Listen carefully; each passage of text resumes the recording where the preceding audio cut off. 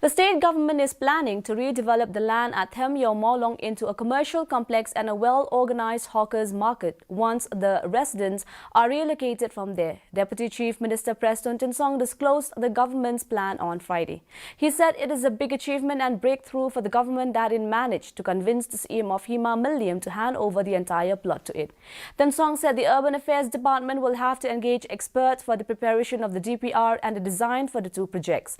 He said the government's idea is to construct a modern shopping mall with a well-organized section for hawkers.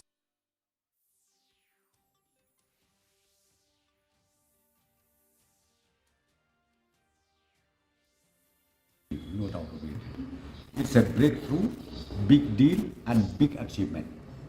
Because all these years, that land where the agreement was signed long time back between the aim of Mawlong and the municipal board, that area will be converted, will be redeveloped into a shopping mall, shopping complex, the modern one, including a section of that land will be converted into a well-organized hawkers market, open market.